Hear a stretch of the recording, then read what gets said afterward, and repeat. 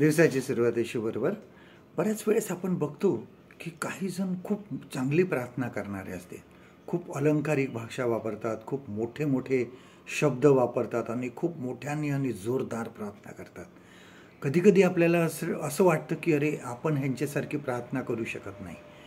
आपण एकदम छोटीशी प्रार्थना करतो कारण आपल्याला ते शब्द व्यक्त करता येत नाही. आणि बऱ्याच वेळेस असं आपल्याला वाटतं की आम्हाला पण अशी प्रभावी प्रार्थना करता आली पाहिजे. आणि आमच्या प्रार्थनेमध्ये कधीकधी आम्हाला असं वाटतं की जे आम्हाला मांडायचं आहे प्रभावीपणे देवासमोर जोरदारपणे ते आम्हाला कधीकधी मांडता येत नाही. परंतु पवित्र आत्मा ह्यासाठी आम्हाला मदत करतो. रोमकरास पत्र बघा, या 8व्या अध्यायामध्ये ह्याविषयी सांगितलेलं आहे की पवित्र आत्मा आम्हाला मदत करतो की प्रार्थना कशी करावी, कशा प्रकारे आम्ही अंतःकरणापासून परमेश्वराजवळ आमच्या विनंत्या सादर करण्यात याव्या.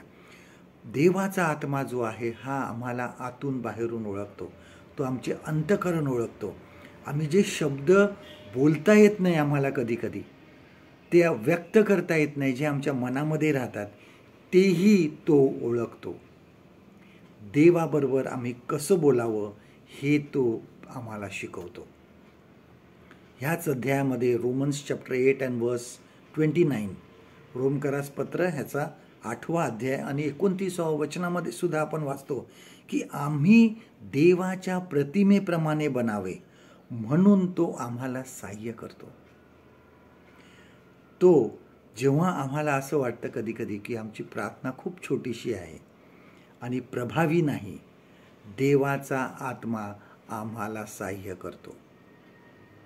आजचं देवाचं वचन आपल्यासाठी हे आहे, रोमकरास पत्र ह्याचा 8वा अध्याय आणि 26वा वचन, रोमन्स चॅप्टर 8 and verse 26.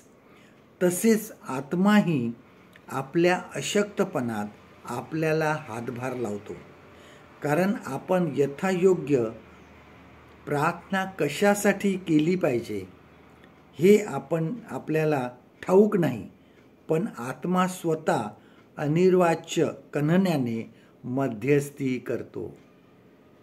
परमेश्वर करो आजचा दिवस तुमचा आशीर्वादित करो.